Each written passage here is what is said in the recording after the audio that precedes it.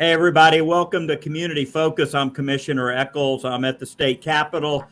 Today, as our legislature is just across the street, we're taking every Thursday for this year and focusing on a different Georgia city. And today, we're going to be talking about a city that I have a lot of memories in, and that's the city of Jefferson, Georgia, where I really built my Teen Pack organization way back when.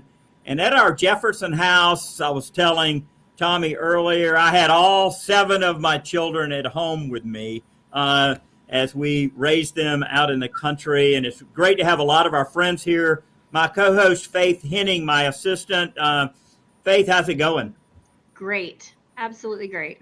Yeah, you're staying safe out there in Mansfield. You're from Mansfield. Hey, we got to do something on Mansfield in the future. I am from Mansfield. I live in New Bern now, though, which is Mansfield's less than a mile away neighbor. Yeah. Both towns, not cities. Do you have enough people where we could even do a show about your hometown? Maybe. We got 2 maintenance men in New Bern, so there's 2 right there. All right, we'll talk to them. We got Beth Laughinghouse with us today. She's with Main Street Jefferson. Beth, looking forward to talking with you later in the half hour about economic development and what's going on out there. Good to see you today, Beth. Good to see you too. Yeah. And Mark Bradley, we've been friends a long time. Mark ran Trinity Tire. He's done a lot in Jefferson. But Mark, having a trusted car guy to take care of not only me, our ministry, all those vans. Remember all those vans we had, Mark? And we moved Teen Pack from Jefferson to Richmond when I ran for office. And that took away quite a bit of your business, all my vans going up there. But, man, you did such a great job. And it's wonderful to find an honest person, in any car-related business. And I always appreciated that, Mark. Good to see you today. Good to see you, Commissioner. And we're going to be talking with you later on as well. Tommy Tolles, and Tommy's working with Rotary there, worked for the newspaper. And before that, going way back, he's worked for, in Rome and Douglas County with newspapers. And he was actually the press secretary for Commissioner Larry McDonald, who was killed in that tragic plane attack by Russia in 1983. We'll be talking with Tommy soon. So, but we're going to start with Chief Joe Worthman, the police chief. And I guess, Chief, now's probably a good time for a crime to happen in Jefferson with you sitting here on Zoom. on the StreamYard with us today. I would hope my guys are out there protecting us while I'm in here, working the streets, which we diligently work at, keeping our city safe. Yeah, well, tell me a little bit about, you came from Fort Pierce, Florida. How is policing in Jefferson different than down there in Fort Pierce near West Palm Beach? Well, a good example is when I interviewed for the job here, the question I was asked is, why would you want to come here? It's slower. And I said, well, I'm raising 2 young daughters.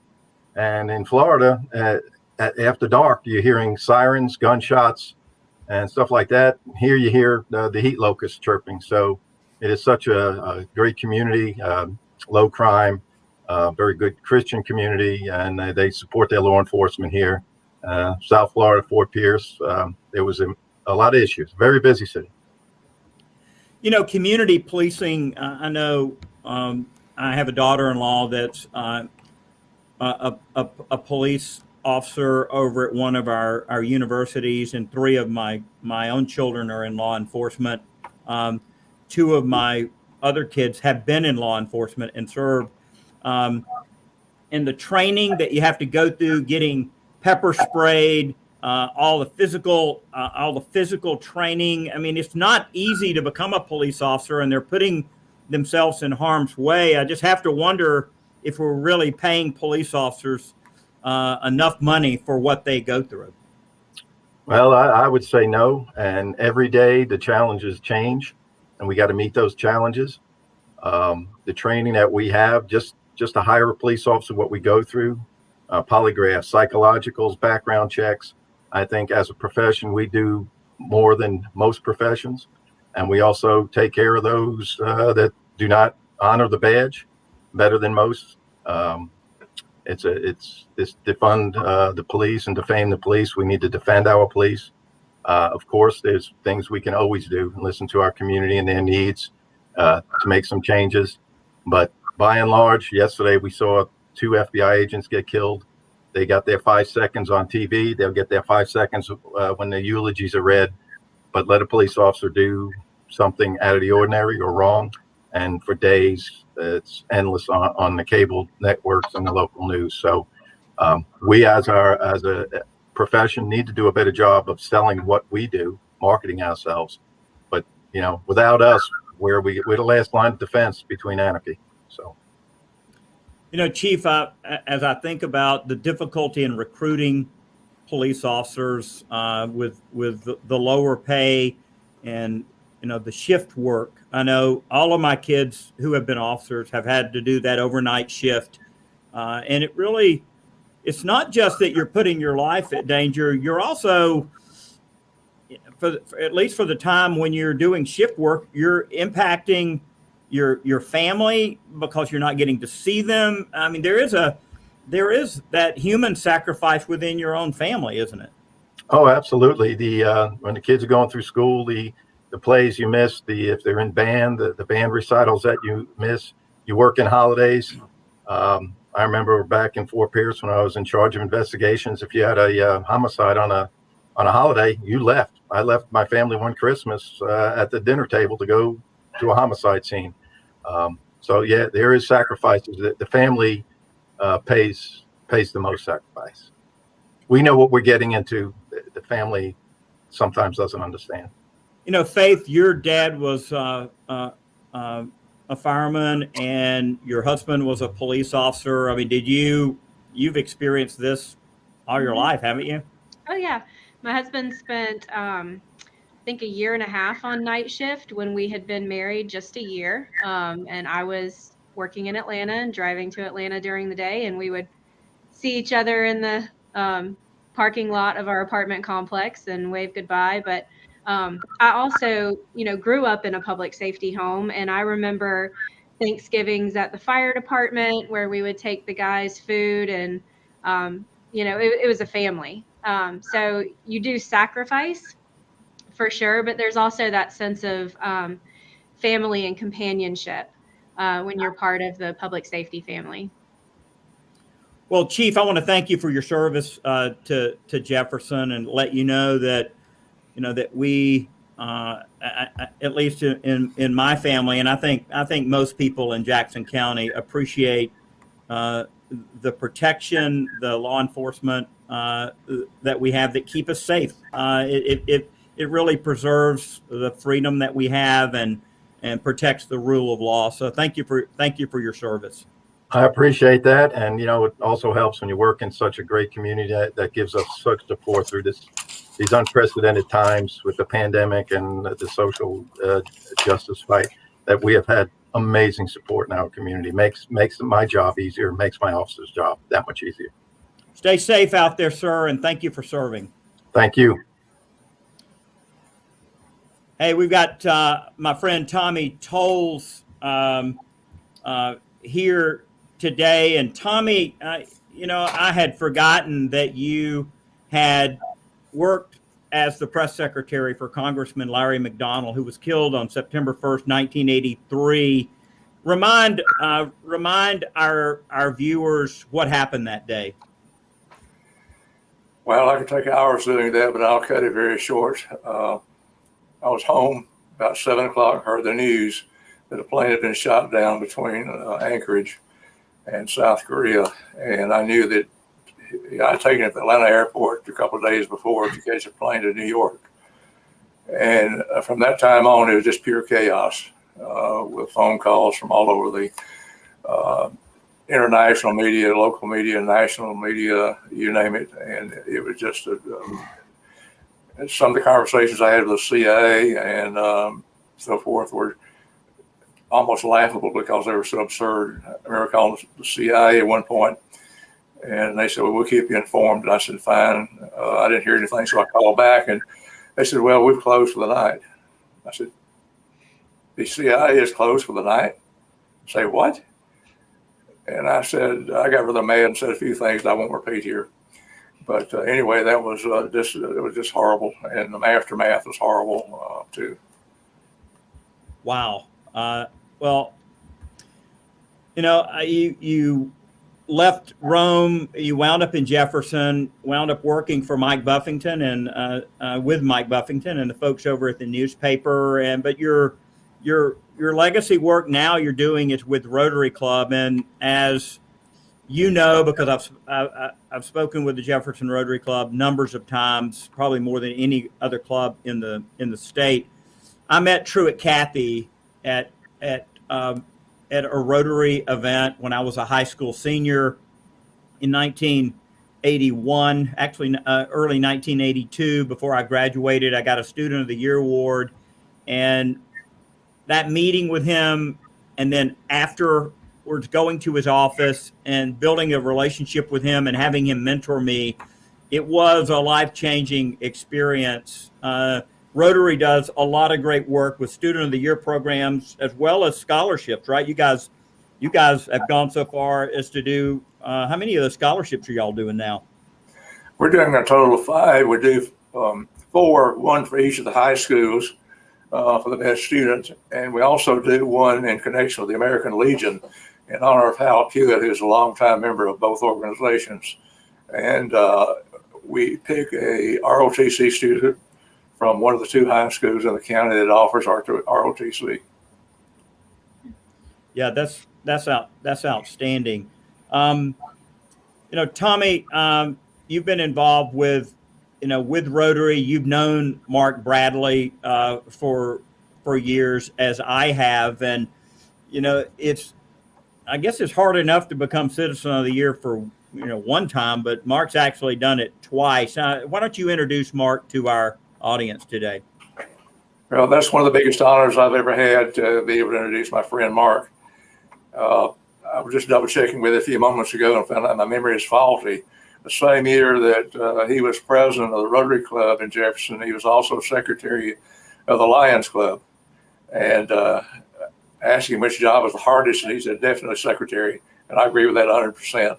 So Mark owned and rented Trinity Tires for many years, and that's where I always did my business, company business as well as personal business. And I will say that he is one of the most highly esteemed businessmen in Jackson County. He's a very honorable Christian. He treats his customers correctly. If there's a mistake made, he'll fix it in a moment. And he does everything he could do for his community. He's an active Mason and has been extremely active in the community as well as statewide through the Masons. So I'm honored to introduce him, and I am so glad he's being honored today. Well, Mark, it's great having you on the community focus today, because we do want to highlight citizens that are out there serving their community. And I know, Mark, you ran the tire store, but you just have done so much more. And I really viewed your work in the tire store as a ministry. Honestly, I felt like you were taking care of me, my kids, their car, their safety, the vans that we were putting on the road all over the United States. And that really meant a lot to me. And I knew that I could trust you. I was using donated funds to pay this, and I wanted to be a good steward. So, I mean, give me your take on being a businessman in the community and what you really enjoyed about that. Well, Commissioner, first, thank you, Tommy, for those kind words. I wasn't sure who you were talking about, but I appreciate it. Commissioner, I think you got to decide when you open a business what your purpose is, and of course you got to pay the bills, but it is a ministry, and it needs to be. It needs to be for every business person out there, and it's a huge responsibility. But I aside from the obvious give and take in a business and the economical issues, the relationships. I mean, they're by far. We were there. Gay and I owned that business for 21 years, and what a blessing it was. What a huge vessel it was to allow us to give back to a community that was so supportive of us for over 2 decades.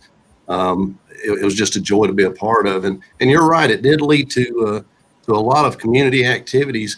I remember I had a lady come in one day. She was from Richmond, and she was sort of frustrated, having lived in Jefferson for a while. She says, "I just can't seem to get involved in this community." I said, "Well, ma'am, let me talk to you a little bit. We can fix that."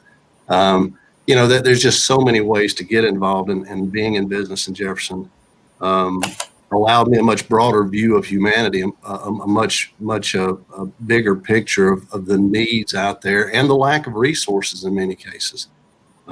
We enjoyed every step of it, and I hated to see it in my rearview mirror, but it was time. Mark, I think about the Lions Club and their work with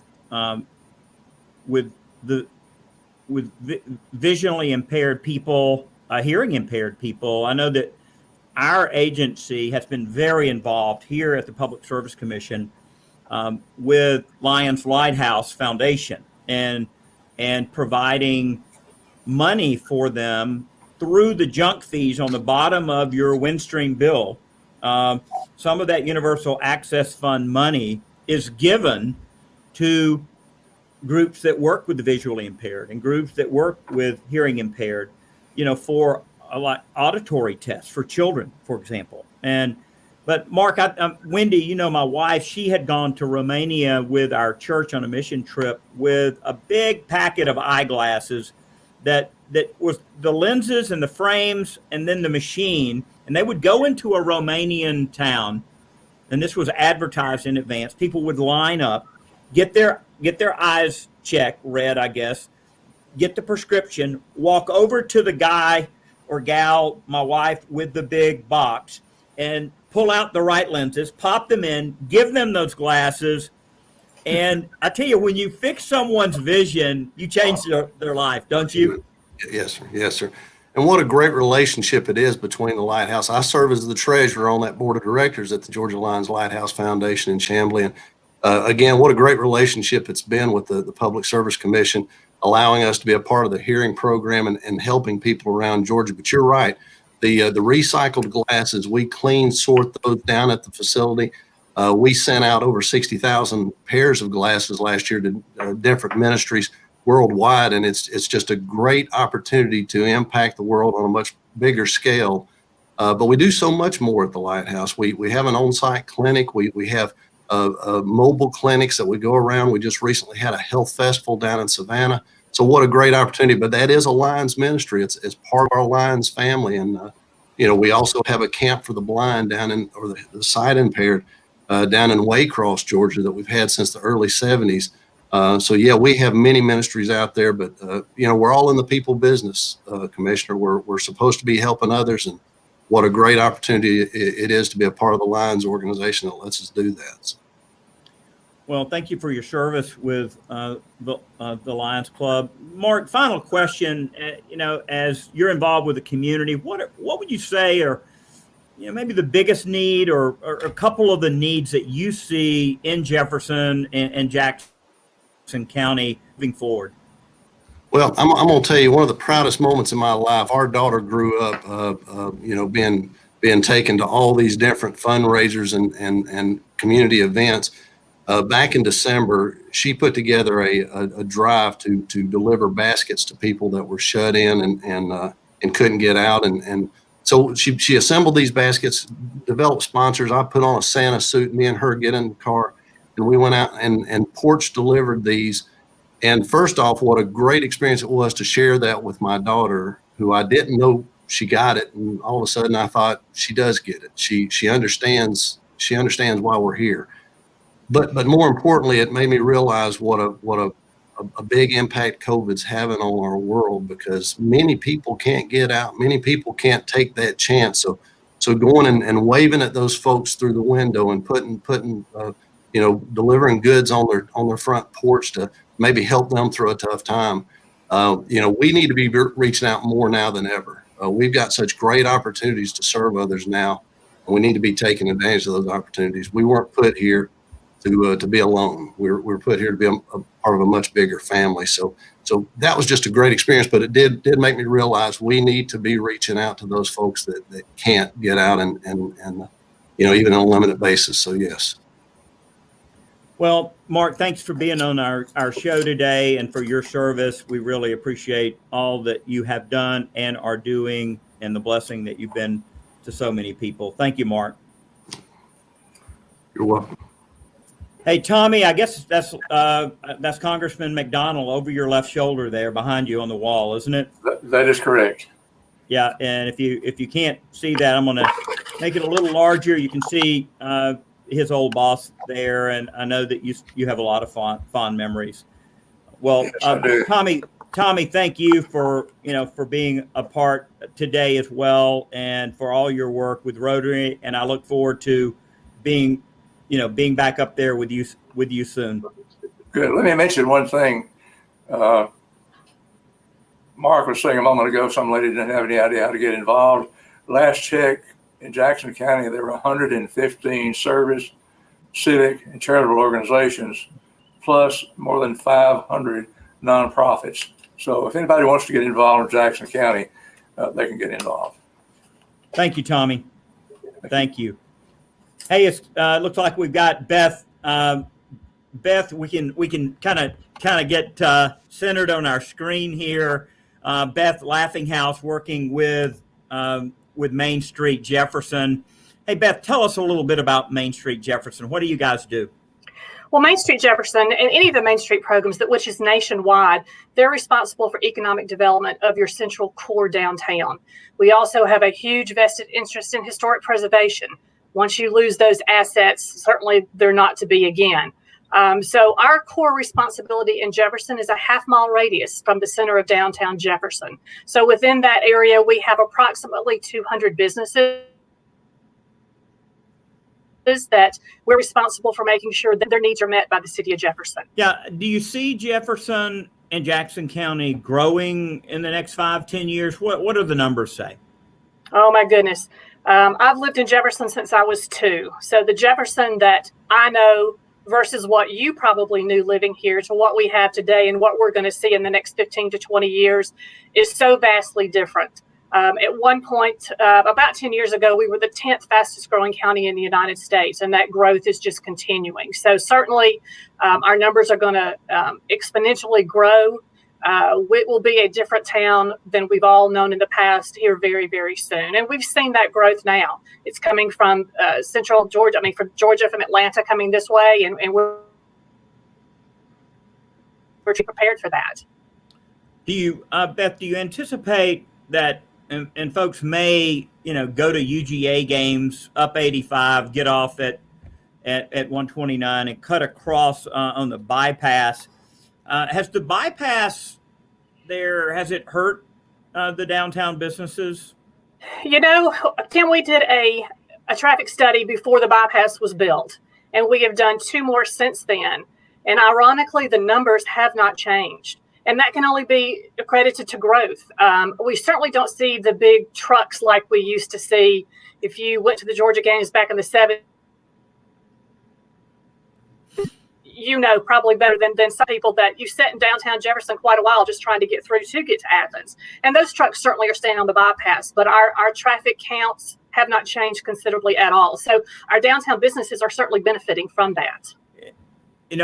As I started out saying that I really raised my family there in Jefferson from about 1998 to 2007. We had a house out by the airport, and we had sheep, we had a donkey, we had horses, we had chickens, we had snakes that got into our chicken coop. But I remember trying to teach my oldest son about the value of $1. So we went to the farmers market in Atlanta, at Forest Park, down south of Atlanta, where Mark Bradley grew up, basically. And we bought a big case of cantaloupes, and we brought them back. And on the square in Jefferson, my son sold cantaloupes for $1 a piece. And we learned about the ripeness of cantaloupes. We learned about how quickly you need to sell them to keep them good.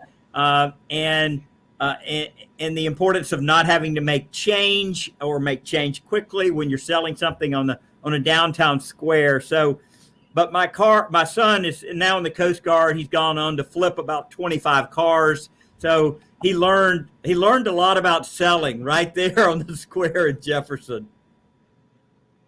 And we still, every summer, from June through September, have our farmers market downtown. So if he gets a wild hair and wants to sell cantaloupes again, bring him on downtown.